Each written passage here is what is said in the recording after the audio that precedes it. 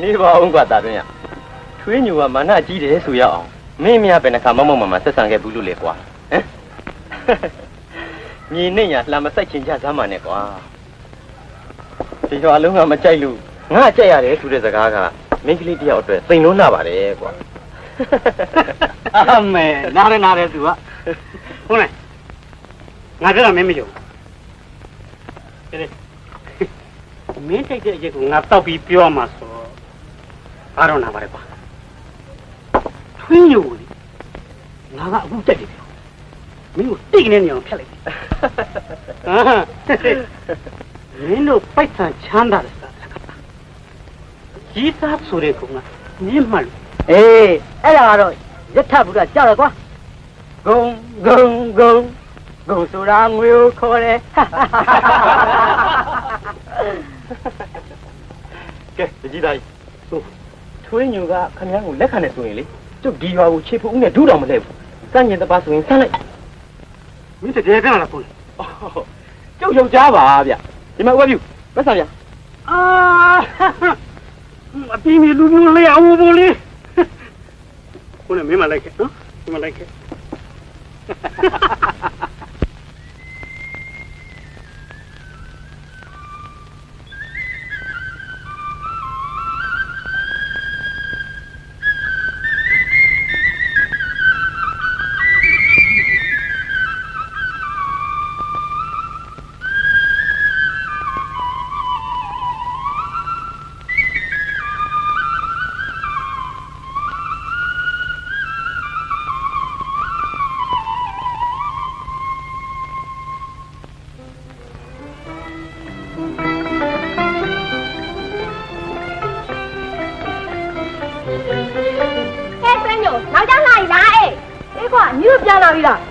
ငါမအားလို့ကွာ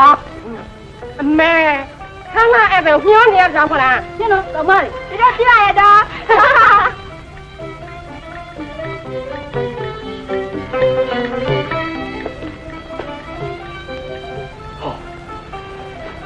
ငါတို့ပါရေကအစ်ကြားအစ်တွေ့လားမင်းထွင်းလို့လေရေခတ်လာနေတဲ့ကိုရနေတောင်းကြည့်နော်မင်းတို့လည်းဒီမှာရနေကြည့်အဘောမသိရဟုတ်နဲ့မင်းကြောက်ကြနော်ယောက်ျားပါဗျအဘောမင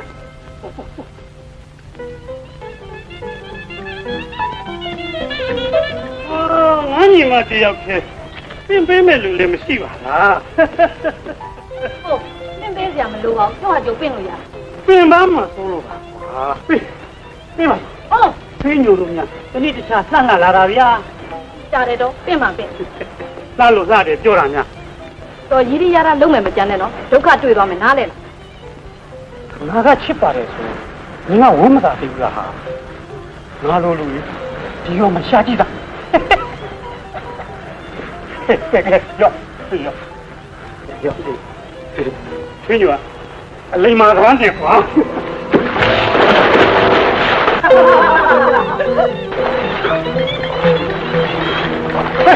ေး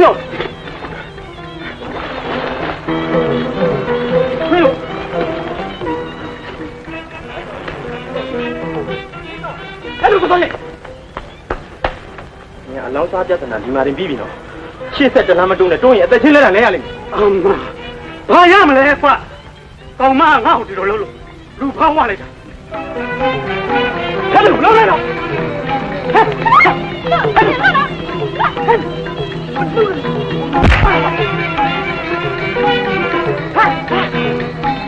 ဟာခွင်းညို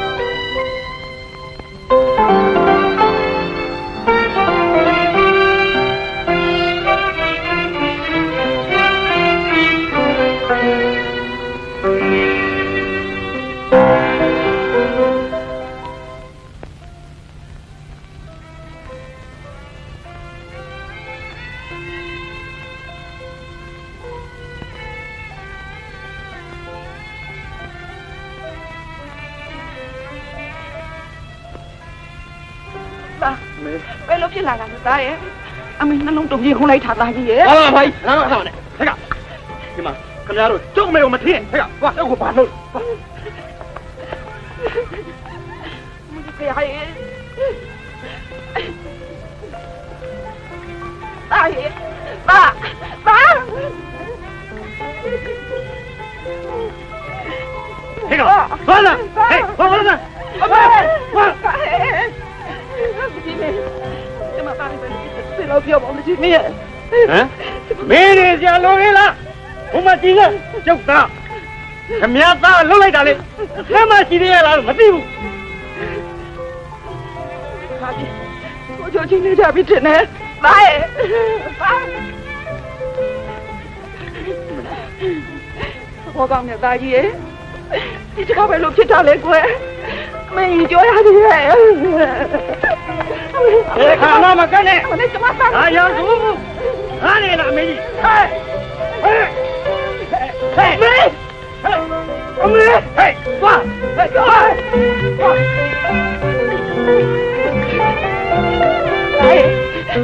သားအမေနမလေးကြောရကြီးရဲ့သားရဲ့ မေ သားရဲ့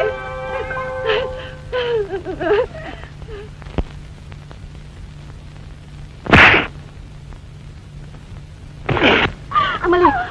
သားရဲ့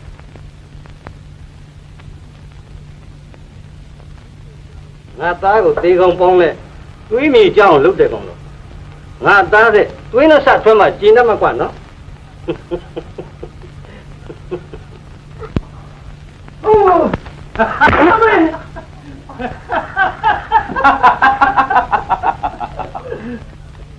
ဟေးဟိုကောင်တကောင်ကလက်သီးတောင်းနေရမီးကွာခါကြီးမောင်မှန်ကြီးလို့တောင်ကြီးဖြူမဲ့ကြခါကမတန်ဆိုတဲ့ကောင်စားတွေဘောကွာမုတ်ဆိုးမသားကလူပေါင်းရလားခင်ဗျားတို့တတ်သိရှိရင်ယောက်ျားပြီကြိုးပြပြကြပါလား ဟ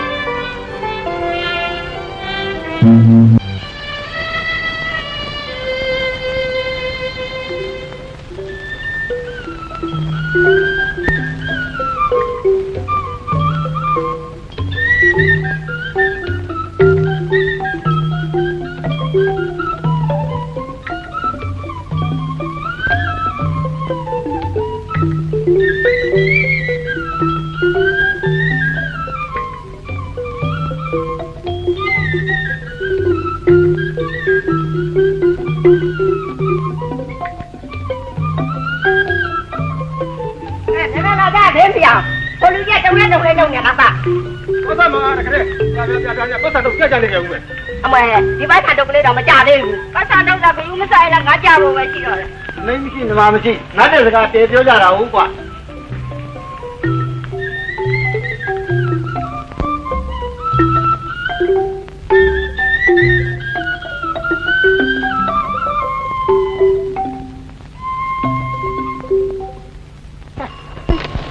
ကိုဖောက်ဖောက်ကြီးမြန်မြန်မောင်းတော့ကျုပ်တို့လက်တစည်းရဲ့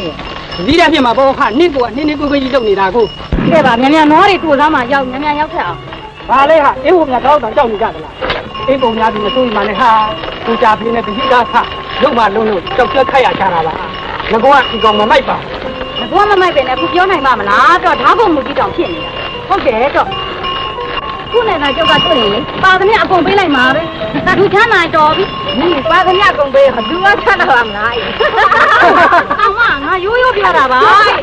ကျုပ်ကဘာပြောလို့လုံးတော်ကြီးရော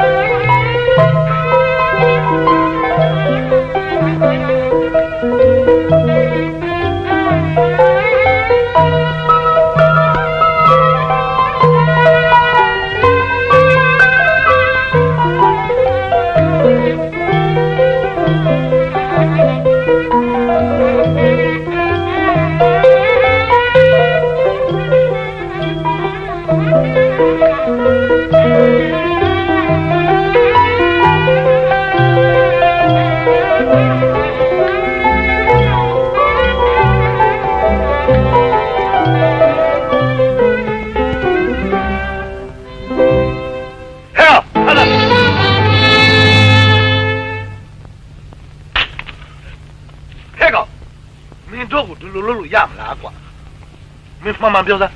ပြည်သူရဲကလားတတ်မလို့လား မဟုတ်ပါဘူးဗျာမဟုတ်ပါဘူးကျွန်တော်အရက်သားပါကျွန်တော်ဓာခုမှုဖြစ်လို့ထွက်ပြေးနေတာပါဗျာကျွန်တော်ထမင်းမစားတာ3ရက်ရှိပါပြီဗျာတခုအရှိကျွေးကြပါလားနောင်ကြီးတို့ကျွေးကြပါ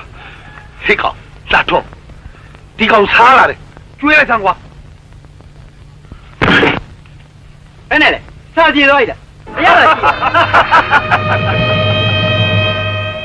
ဟာမျိုးတွေရိုးနေပြီကွာသိလားဟေ့ကောင်မင်းမှန်ပြောရင်ပြောမပြောရင်အပေါက်ချင်းချင်းကလေးနဲ့သိရမယ် အမှန်သာပြောတာပါဗျာကျွန်တော်10ပေါက်ရောင်မှနေပါတယ်ကျွန်တော်နာမည်ကအေးဖို့ပါမယုံရင်စုံစမ်းကြည့်ကြပါဗျာ ဟင်တို့စုံစမ်းရတယ်မင်းပါဇက်ကဖွင့်ပြီးဝန်ခံတာကိုလိုချင်တယ်ပါဇက်ဖွင့်နေရတော့ဒါပဲကွာ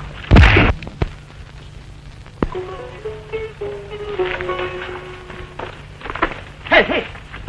မင်းရွှေဦးလည်းဆိုရတော့ဘာဖြစ်နေလဲဟမ်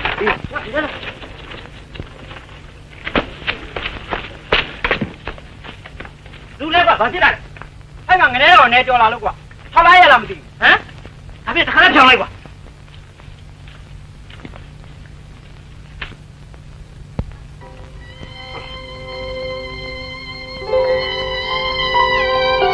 ဟာနေစမ်းမအေးဘဟေးအေးဘအေးဘ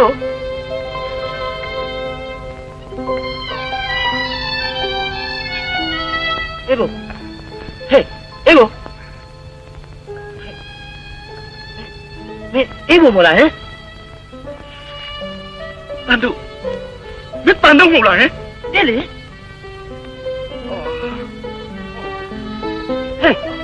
မင်းတို့လွဲကုန်ပြီဒါငါတငယ်ချင်း10ပေါက်လာကအေးဖို့ကွာမင်းတငယ်ချင်းရောထောက်လာတာမဟုတ်ဘူးလို့မင်းပြောနိုင်မလားဟိုကျုပ်အလုံးတာဝန်ယူတယ်ဗျာအေးဖို့မင်းဘယ်လိုဒီကိုရောက်လာလဲဆိုတာပြောစမ်းပါဦးကွာ ပြောပါမယ်တန်တော့ဟာငါကိုလေတခုကြွေးစမ်းပါကွာငါထမင်းမစားတာ3ရက်ရှိပြီဟမ်3ရက်တောင်ရှိပါပြီကွာ ငါလေးလက်ဘောကစားပြလေးပါလေးယူသားစမ်းပါဦးကွာ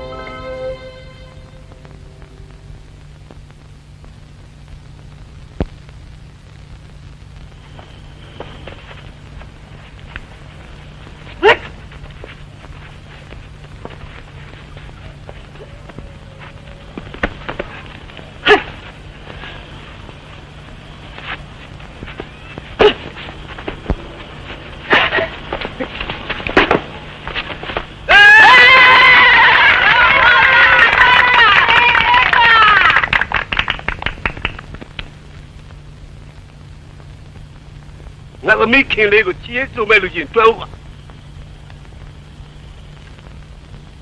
ထွက်ကြလေကွာပွင့်ပွင့်လင်းလင်းအေးအေးတင်းတိုင်တာကောင်းပါလေမုံကြီးတို့မိမယူတာစောတော့ကွာပိတ်နာတာ ပုံမုံကြီးတော်ပါတွေပြောနေရဟွန်းရင်းရရတော့လုံးဝမကြနဲ့တော့ဒါပဲ ဟိုဘာများလုံးမိလို့လဲမိမရေ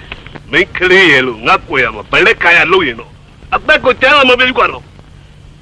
ငါသမီးကိုယ်တိုင်ကချစ်တဲ့လူဖြစ်စေအရေးကြီးစားတဲ့လူဖြစ်စေငါကိုယ်တိုင်ပေးရမယ်ကွာထွက်ကျင်တဲ့လူချင်းထွက်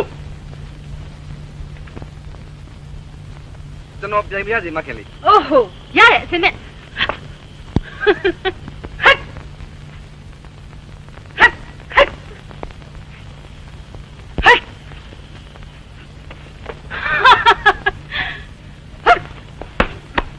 ဟိုတန်တုံးနဲ့ဒဇင်းတယောက်ပါလာတာသတင်းပို့လာနေ ဒဇင်းတယောက် ဟုတ်ကဲ့ ခေါ်ရကွာဟေး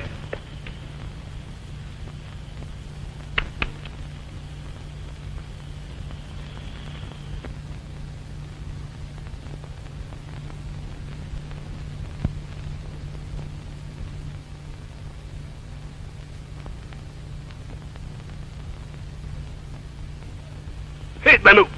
ဘာတူလဲပေးရလေကွာ ကျွန်တော်ငယ်တငယ်ချင်းပါကိုကြီးဓာတ်ခုမှုနဲ့ဝရမ်းပြင်းနေတာတွေ့လို့ကျွန်တော်ခေါ်လာခဲ့တာပါ သူ့တငယ်ချင်းရောယုံရမှာလေကွာအစိုးရတရှုပ်ဖြစ်နေဘယ်နဲ့လုံး သူ့အတွက်ကျွန်တော်အသက်နဲ့အာမခံမယ်လေဗျာကိုမုံကြီးကဲ မင်းကတစ်သက်လုံးမဖောက်ပြန်ဘူးလို့တော့ယုံရမှာလားဟမ် ငါအတွက်နဲ့မျက်နှာငဲနေပါမယ်ကွာတန်တုံငါလွတ်ရကြွသွားပါမယ် ဟာဒီလူတော့ဘယ်ရမလဲကို့လူရကျုပ်တို့စခန်းကိုအဝင်သာရှိရမယ်အထက်မရှိရနားလဲ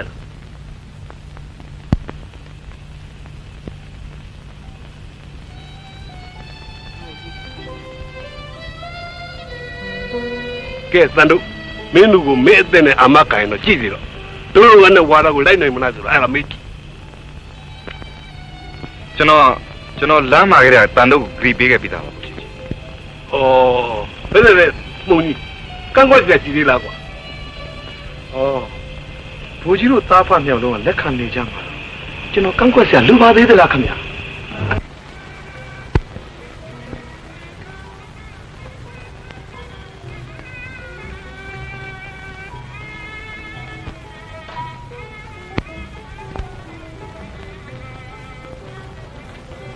အလိုဖေရဖေရတားလေးလာလို့ထက်ကနေဝါသာရှိလိုက်တာမဖုံးနိုင်ရဲ့ ဟုတ်ကဲ့ကျွန်တော်ကလည်းဒီနေ့ကစပြီးသားအဖြစ်အသိမှတ်ပြုဖို့ပြောအောင်လာတာပါကြီးစကတော့ခုလူလောလောဆယ်ပူဇော်ဖို့မဟုတ်ပါဘူးကြီးတော့ဒါပေမဲ့အခုတော့ဤဘူကလည်းမရှိတော့လူမလေးခွင့်မခံဖြစ်မှာဆိုလို့ကျွန်တော်အနေနဲ့ပိုင်ပိုင်နိုင်နိုင်စောင့်ရှောက်ရအောင်ခုလူတောင်းမှရတာပါကြီး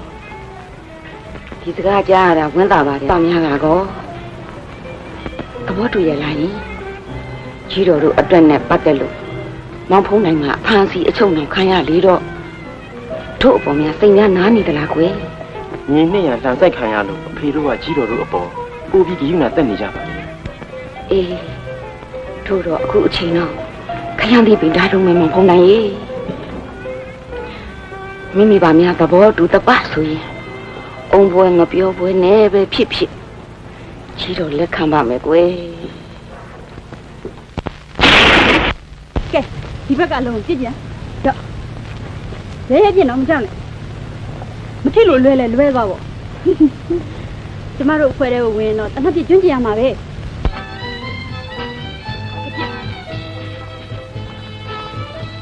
ပြစ်ပါ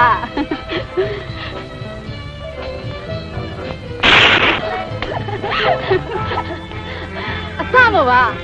နောက်ကျင်းသားရတော့လေပြစ်တတ်သွားမှာပဲကဲတိတ်မချရနော်ပြစ်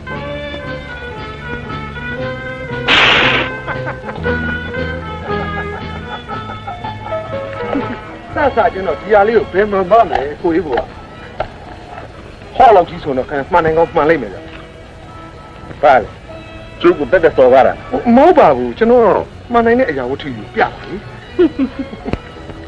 ဒီမှာကိုမုံကြီး ဟွန်း မှန်တာမမှန်တာရှင့်အပူမဟုတ်ပါဘူးဒါကျမတင်နေတာပဲရှင်တင်တာမှမဟုတ်ပဲကျမတင်နေတဲ့အချိန်မှာရှင်အခုလိုလာပြီးလှုပ်လိုက်တာကတော့သူ့ကိုကျမကိုစော်ကားရ